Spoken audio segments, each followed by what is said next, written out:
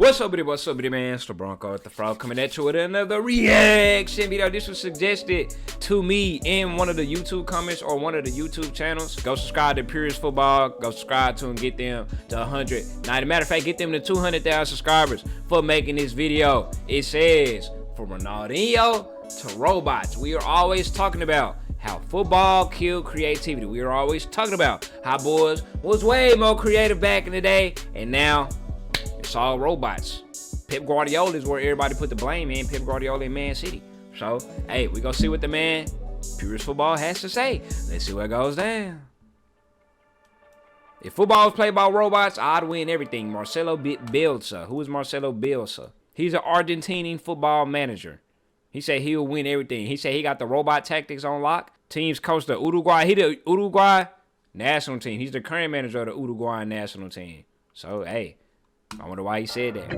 Modern football is full of masterminds. Pep's mentor. Oh, so that's where Pep got it from. That's where Pep got the robotics and all of that from. The game meticulously, designs complex systems, and charts the course for success. Under their command are the human players, each with a personal history, culture, psychology. The human is unstable, unpredictable. Oh man, that man Zinedine get me dead every time. And the fact that this was his last game. His last game in history, destroyed by, you remember when you headbutted that nigga in the middle of his chest, bro? And he got a big ass head. I know that hurt.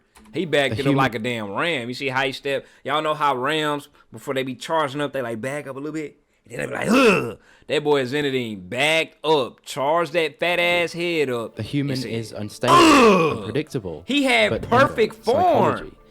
The human look how one foot in front of the other, had the hands in the right position just in case he wanted to use his hands to block his head. Perfect form. He said this is not his first rodeo. Stable, unpredictable, but in their imperfection, capable of magic. Ronaldinho. He said he had practice. Wonderful goal. If the coach represents order and science, the player is chaos, artistry.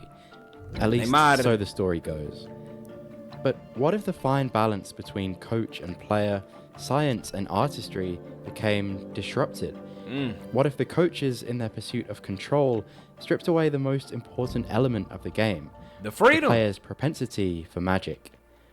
Today, we're exploring how that possibility became an unfortunate reality, how creativity made way for conformity, and how football was taken from the players. That's so disrespectful, bro. Every time I see this highlight right there. Fortunate reality. Oh my God. How creativity made way for conformity. Headbutt that hole between them. Bro, imagine if he would have had his head stuck out there just for a little bit longer. That nigga head, he would have got decapitated, bro. Look at that. It just missed him. Just by this much, he ended up knocking his teammate instead. And how football was taken from the players. From Ronaldinho to robots, this is the story of how football killed creativity. Let's see. And what, if anything, we can do about it. And why Jack Grealish's got to be the face of non-creativity. With great power, great responsibility. You tell a player all the time when they do these squares in training, oh, this is your zone, this is where you have to move. Football is not like that. Football is always evolving, whether it's advancements in fitness, the use of analytics, or coaching methods. But in recent times, one of the biggest shifts in the game has been tactical. In a relatively short period, teams all around the world have converged on a shared but powerful idea, a philosophy known as positional play. In my last video, we explored the fundamentals of this approach and how it was popularized by Pep Guardiola. I suggest watching that video first to get the full picture. Unfortunately, this evolution in tactics is inextricably linked to a gradual but noticeable loss of creativity in football, although it's not immediately obvious how. Because at first glance, it seems modern tactics do much more to help players than to hinder them. It's like, what goal? Do you want to win or do you want to look cute? You know, apparently it had to have been a trade-off here and there. When Pep and Man City came with all of them robotics and tactics, you know why everybody want to copy it? Because it works. They was punishing all the teams that was doing all of this magic and flair and cute shit. They was punishing all them teams. You got to get with the program or you're going to be left behind. Until a new type of meta that comes along that combats playing like robots and all of that, the robotic shit go stay. You know, what other teams aside from Pep and Man City plays like that? I don't feel like Barcelona play like that because, you know, they like the best team in the world right now, quote unquote. I feel like Barcelona play pretty free, although I only see them in the Champions League every now and again. But specifically, like, what other clubs play like that? Chelsea plays like that. Arsenal. What about any non-Premier League teams? Bonito say Atleti maybe. Juventus, Bayern. He say Lona play that beautiful ass smooth football. Yeah, that's what I'm saying. So hopefully, like, Barcelona can set a new tone. If they do like win the Champions, to have it's all about that freedom of motion. It's all about that swag. What y'all think about Real Madrid play style? What do they fall under? I feel like they fall under straight vibes too. Low key, what they say, the power of friendship, quote unquote. They said y'all should say they do both. That's interesting right there. For example, in possession. Mikel Arteta, discussing his team structure, expressed that it's much more simple for a player if you can process where your teammates will be before receiving the ball. If I'm in the kitchen and I know my glasses are always in this cupboard, I get my glass of water more quickly. And I just seen a video on Instagram. I highly doubt I'll be able to find that and put it back up. But it was dude, I think he played for Germany. I don't know, but that was like, count how many times he looked. Before he received the ball, he was like. And then he finally got the ball. Like, he scanned all of them individual moments. Boom, boom, boom. He's there. Boom, he's there. Boom, he's there. As soon as he get the ball, he knows which direction. He could go ahead and swing that bit. It wasn't Philip Lahm. It was a pretty known character. Well, I ain't going to say Philip Lahm not known, but I don't know him. But I'm saying it was somebody that I knew, but I forgot exactly what it was. In other words, the rehearsed structures of positional play provide its players with comfort and familiarity. If you know where your teammates will be, Thomas you feel more Mueller, it was comfortable Mueller, when yeah. under pressure. But on top of possession, positional structures have also improved Or it could have been progression. Goretzka.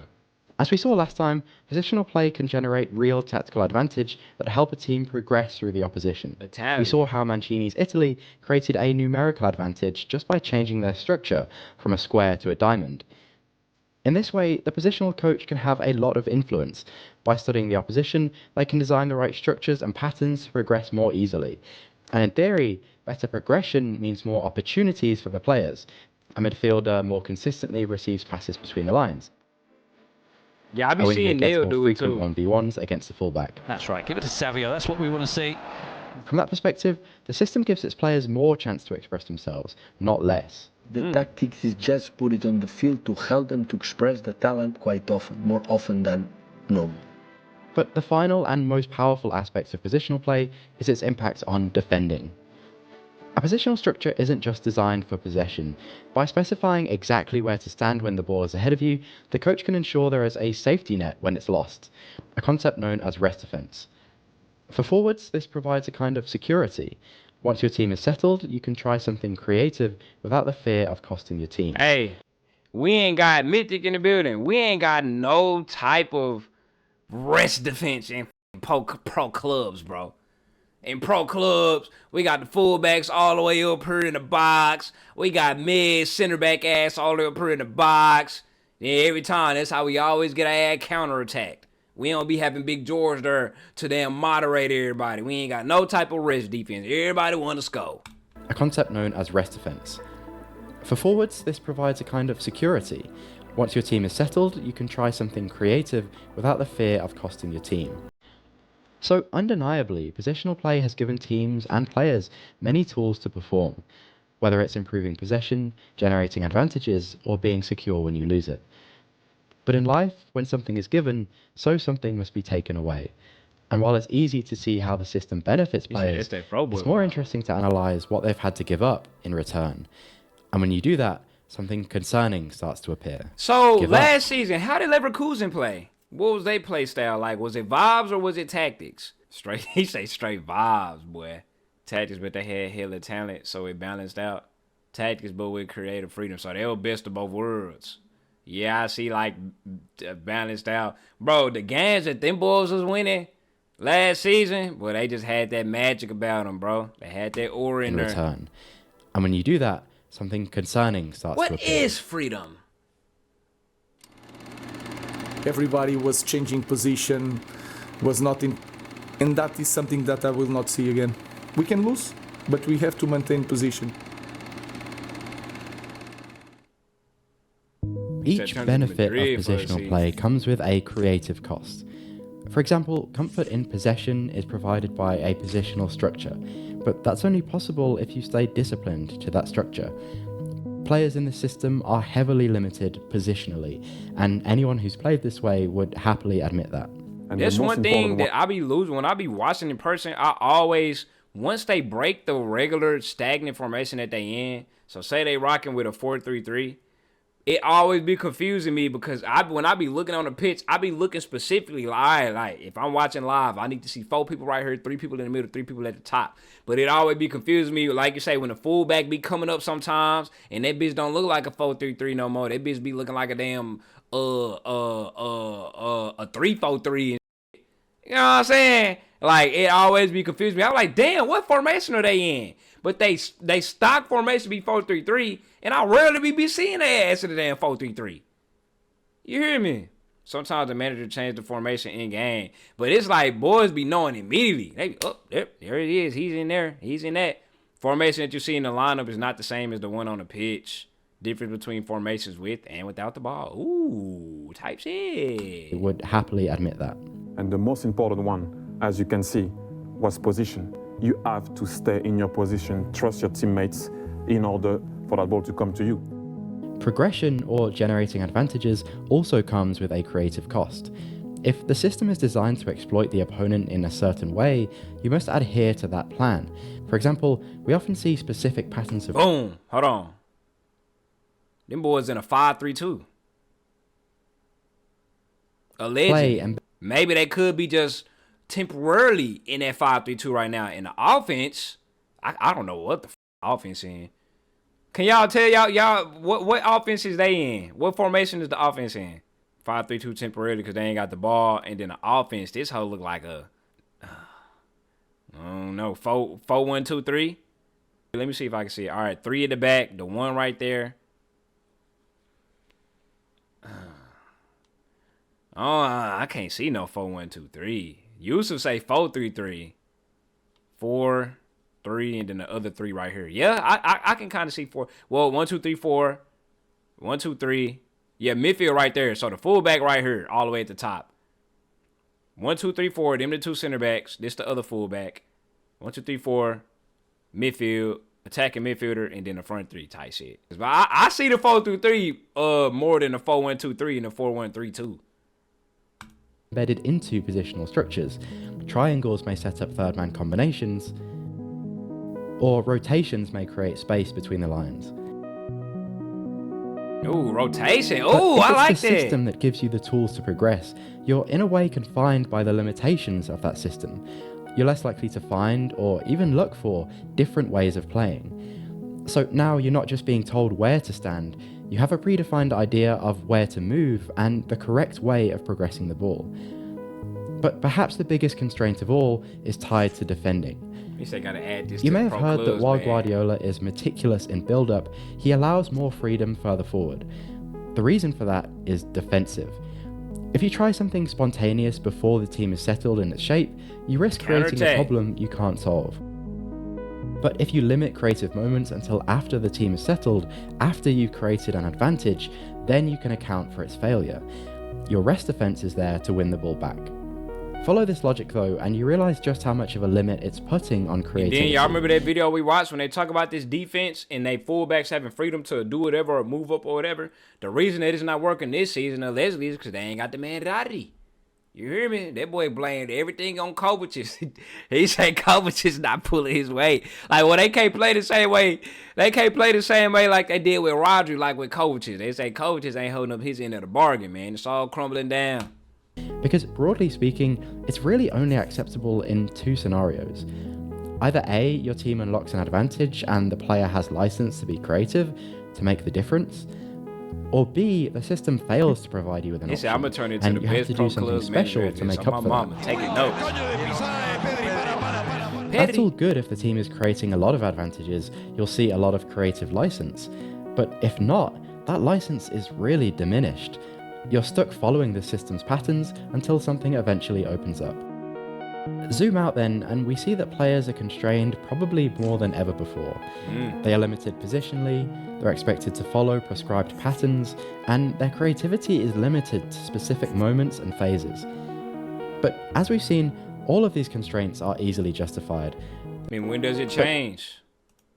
When does it change? Maybe Barcelona can start a movement, but everybody can't. It's just tough. It's tough. Because do you think that maybe it's because some people blame the players specifically just not being as creative and as the previous generation versus the managers? Is it really the managers' fault? And they forced to do that because the players don't got the facilities to be creative and do all of this and that? Or is it the other way around? You don't think football players are playing like robots now? It's just that right now we have lame-ass wingers. Morocco say it's the players' fault. It's just, do you think Jay Land think it's just the players too? Yusuf say it's the manager though. Never doubting the player. He should know when to play his players. It starts with the formation. From hella young, they formatted to be robots. And phases. But as we've seen, all of these constraints are easily justified. They make the average player more comfortable, they create tactical advantages, and they reduce defensive risk. You think it's coached out of them when they're training because they're playing with flair has more risk? The managers teach the creativity out of them, but it feels like it raises the floor of the player's capabilities. You heard what he just said? Let me run that back. It sounds like he raising the floor but lowering the ceiling. Limited to specific moments and phases. But as we've seen, all of these constraints are easily justified. They make the average player more comfortable. Make the average player more comfortable. Make the average player, there are way more situations in the game where they can be useful versus if they got to rely specifically like on their creativity and them boys ain't got the facilities for that yet. Like, you know? So, you know, this whole new robotic generation, they don't produce a lot of jobs. What players come to y'all mind to where this robotic generation boys thrived in it and they wouldn't have back in the day? Cause I seen he put Jack Grealish up here earlier. Right here is like the face of fucking unemployment, the face of roboticism. That boy say Booyaka? That boy Booyaka a robot? Well, I ain't gonna say a robot, but like boys who thrive off of this systematic tactic era. I mean, I guess, yeah, I don't necessarily think of, he say Phil Foden, Hendo, Trent Arnold. All right, non-city players. Non-city players. Virch, ooh, wow. You think Virch is a system player? Yeah, I should say not really. Say, hey, it's left up to debate. They create tactical advantages, and they reduce defensive risk. In the modern world, any purist sentiments don't really hold weight if the system is producing results. That's why many see the restriction of creativity as inevitable and even necessary for the progress of football. And that perspective is unsurprising. After all, restraining individual freedom in the name of progress is far from new. Anonymous writer Josef Boschik draws parallels between Guardiola's systemization and the rule of government. Damn, that nigga linked that hoe to current day. That hoe say that is the reason why we relinquish absolute liberty in order to live in society. He say this is deeper than football, goddammit. This is happening in real life too. And the rule of government. Both impose rules or laws that limit individual freedom, but they're justified by protecting their people from chaos. Chaos. I mean, there's a similar justification I don't feel like this is applicable in America. Maybe in Spain or wherever the hell buddy from. This is the exact opposite in America. Their people from chaos. There is a similar justification in capitalist business, where employees are strictly ordered and their liberty compromised for the sake of maximizing efficiency. In this cultural context, no one person can be blamed for the limitation of player creativity. The mastermind coach is the inevitable conclusion to a story driven by efficiency. 30 years ago, men went out with the fullest license to display their arts and crafts. Today, they have to make their contribution to a system. Individuality has had to be subordinated to teamwork. So declared Arsenal coach Herbert Chapman all the way back in 1934. Damn, the world been getting like that. God damn it. I thought this was like somebody said this like in the 60s or 70s. This is 1934 from Mr. Herbert. So while systems have evolved and modern data is accelerating that evolution, these concerns have practically always existed. And who knows how much more mechanical the systems and players will become. But does it have to be that way? Must we sit back and accept the loss of creativity, all in the name of efficiency? Well, it depends on who you ask. Robots, part 3. We're just making players so robotic, just looking at one way when there is so many other things happening in the game, you know? Positional play has arguably created the most efficient and consistent football we've ever seen. Y'all know, this could also go back to the conversation of, you know how the stereotype of event, just go out there and have fun, bro. Just have fun. Well, football has always been about winning, but now it's just like win at all cost. Like no matter what, so what we playing a boring brand of ball. So what we playing terroristic ball. So what we sit in 8 back. You feel me? So what we sit in 9 back as long as we winning games. You feel me? Instead of just going out there and having fun type shit, Ted Lasso American shit. Just go out there and have fun. Back in the day, you see Ronaldinho. Hey, that boy Ronaldinho out there having fun. Back in the day, you see the rest of them Jogo Bonito boys. That boys having fun. Diego Maradona. That boy out there having fun. You feel me? Now these days, winning that shit, boy, players depression all the way up. And like I say, robot system, you stay, you feel me? This one position. Don't free them to do nothing, like, you hear me? But it isn't perfect, and over time, teams have learned how to fight it. Traditionally, the positional attack is most effective against zonal defenses, because you can put players between opposition lines and generate positional advantages. But what happens when those lines don't exist? Today, defensive systems have become more and more man-oriented, where defenders are concerned less with controlling central space. Oh, man to man, alright. And more about pressuring the receiving player, often going completely man-to-man in certain phases.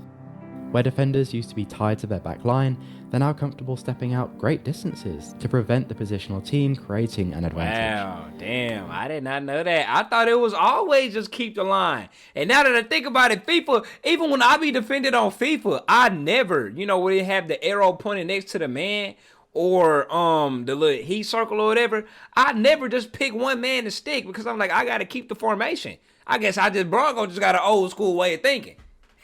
You feel me? If my man running all the way over here, I'm going to let him run because my teammate got it. I'm thinking we in the zone.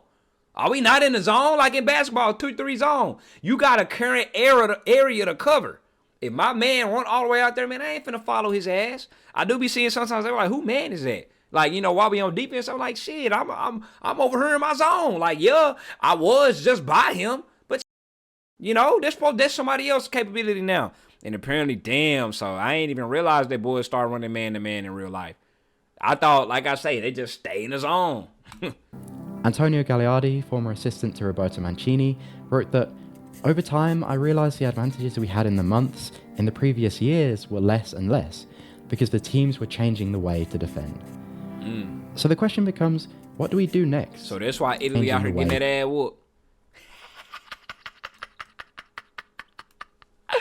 That boy just now realizing that they advantages had got less and less. That's why Italy getting that ass whooped. To defend. Run it back. Stepping out great distances. Run it back. Positional team he said USA boys can't be talking. Bro, we've never been good. Advantage. Antonio Gagliardi, former assistant to Roberto Mancini, wrote that, over time, I realized the advantages we had in the months in the previous years were less and less, because the teams were changing the way to defend. He should have realized that they were changing. When do y'all think it clicked? Hold on, let me see. Even though he's not the coach no more, I'm pretty sure he's Italian. He ain't even got no Wikipedia. I probably spelled his name wrong. Gaglia. I did. He ain't even got no Wikipedia. But yeah, he's Italian. So do y'all think they realized that the first time they missed the World Cup or the second time they missed that hoe? that they was changing their way to defend. It had to have been after the last time. Like, damn, I got it. I realized the reason why we finally we out here getting whooped. They changed the way they defended. So the question becomes, what do we do next? What is the next advancement that solves these problems? For some, the answer is an evolution of positional play, where the coaches must design even more complex systems. Did I say that? Did I not say that? Did I not say that? Run it back. Where the coaches problems. For some, the answer is an evolution of positional play. I told you, it got another evolution has to happen for somebody to come and change the game again. Evolution is inevitable. Yeah, I argue with people on Twitter about this Messi argument over the greatest of all time in 80 years shit. And I was like, bro, the game go keep evolving, players go keep evolving, all of that. But bro told me that the game is through evolving. They found the meta, everything is peaked and whatnot. I say, bro, there is no such thing as done evolving. A new meta go come eventually. Where the coaches must design even more complex systems. Yeah. According to journalist Guillaume Balaguer, hey, all it takes is one person to come. All it takes is one Pep Guardiola, new trailblazing coach to come and set the damn new standard. That's all it takes.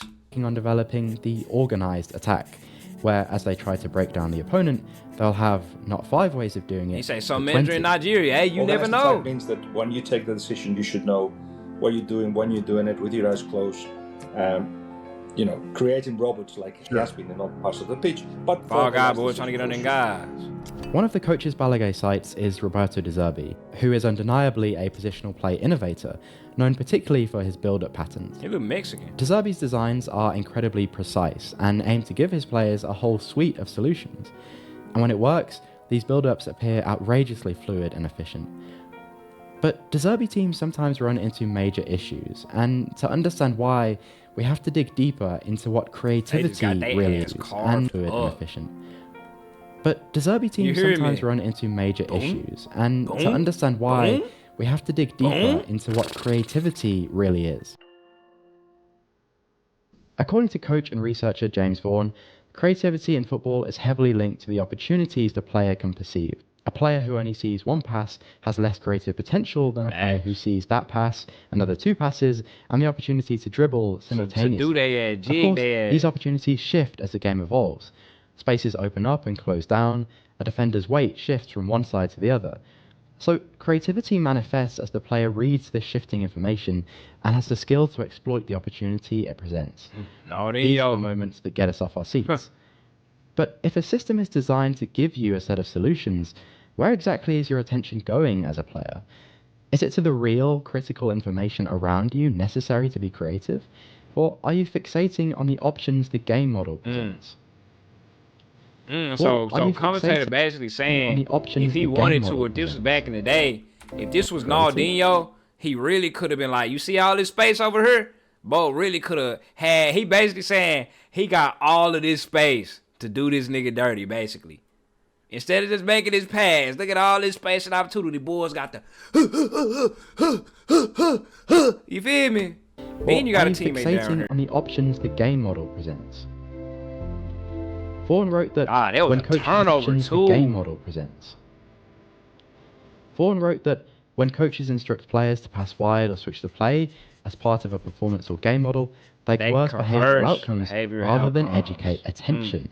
So while the De Zerbi system aims to give the players many options, those options still exist within the confines of De Zerbi's understanding of football, the solutions he has imagined that the players must internalize and reproduce. If the pressure starts from the number 8, we finish at number 8. Research suggests that the more players engage with these game models, the less they develop their creative potential, because the model encourages conformity towards an idealized way of playing.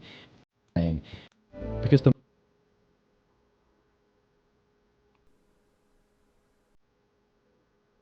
I know some of these words. model encourages conformity towards an idealized way of playing, rather than developing skilled perception that leads to creativity. So it's not about what the players are being told to look for, it's about the things they can no longer see. The But is there What any you said, the player alternative has to De deep Zerbi's ball. method or Balaguer's organised attack? If we've already seen how deeply rooted these systems are, what exactly can we do differently? Well, perhaps there is one unlikely way out. Let's see. Now it's too easy. Oh no, but it's the coach fault because he told me to do this, He said, and "Hey, I it's did the exactly coach what he fault." told me. Yes, but the game brought you into another way, into another path. You need to be smart enough, intelligent enough, courageous enough to understand that and do it, and go and do it. What is really missing from football? What is being suppressed by these intricate systems? Many people would say what is lost is personal expression, individuality, but is that really it? Ooh, what y'all think? Hold on, what y'all think he finna say? What y'all think he finna say? He say everybody capped out in this hole. He say everybody talk about creativity is limited, individuality. He say that's not really it. But is that really it? After all, what exactly is personal expression? Is it not, in fact, the culmination of our life experience, the people around? Ah, here we go. Here we go. He going this route. I thought he was finna cook up something. He going this route. What exactly is? Is it he trying to gaslight? He finna go the gaslighting route, man. Around us, the environment we grew up in? Personal expression is the least individual thing there is. It's been grown and shaped by hundreds, if not thousands, of influences. What's missing then, perhaps, is not individuality, but authenticity. When we watch football, we want to feel the individuality, but authenticity.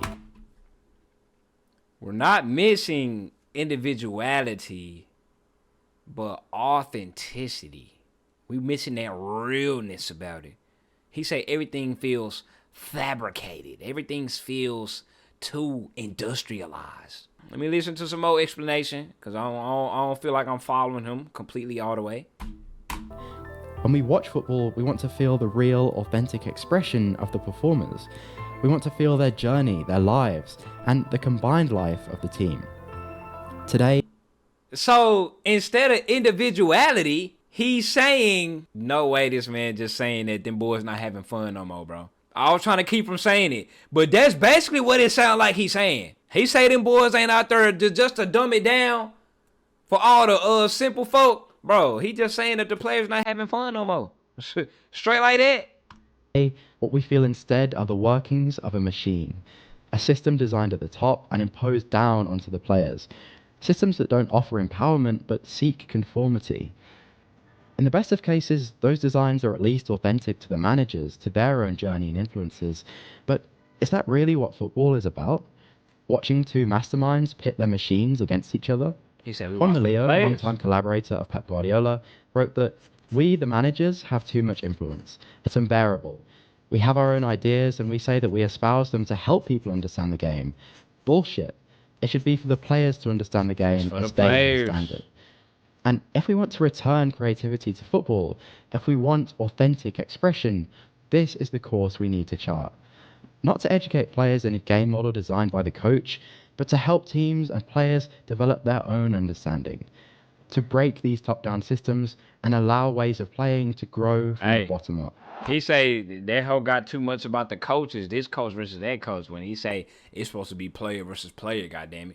He said them boys supposed to be out there having fun. Them boys not out there having fun being robots. Breathtakingly brilliant. In my next video, I'm going to explore exactly how we can achieve this in the real world, taking examples from current teams and learning from the streets to explore how we can give football back to the players, how we can revive creativity and uncover the lost beauty in the beautiful game. See, he talking about fun, bro. He saying boys ain't having no fun no more. You see how he tried to gaslight us into some other shit? Talk about some, is it really about individuality or authenticity? AKA, bro, boys ain't having fun, basically. Great video by the Purest Football. Clap it up for that man. Go subscribe to him. Get him to 200K, 200,000 subscribers. Great video that definitely taught me, definitely educated me. Opened my eyes to some new shit. I definitely learned a lot in this video. Little Purist Football, little Football Purist. We'll see what the future holds, bro. What's finna be the next wave? What's finna be the next meta? Will players start to show authenticity more, to show the inner workings of the way that they grew up? Will we see they're in the bro. I think it is, bro. I think he basically saying, bro, it's the same. Talk about some. It's not individuality. It's authenticity. And then he starts showing that them boys dancing with each other. He basically saying that the players are not showing the inner workings of the way that they grew up. Everybody is the same. He talking about sameness. You hear me? Everybody, you know, but instead of showing each specific culture in the way that they play, he's saying the Brazilians is not jogo bonitoing.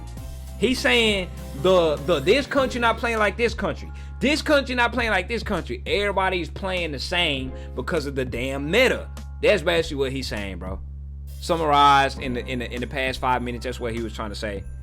And that's actually a good point. That's a crazy point right there, bro. He's spitting with that, yeah.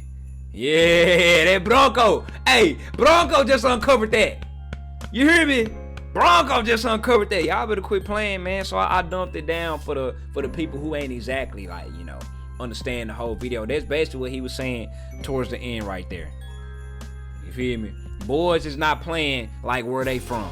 Like the man Oswald said, he said like in boxing, the Mexicans supposed to come with that Mexican style. The Russians got that bounce. The Black Americans got the little Philly shell. You know, everybody got their individual style. But in the football world, all of that shit disappeared. And the shit going closer and closer. And everybody's like a whole bunch of sameness, man. Hey, I'm out.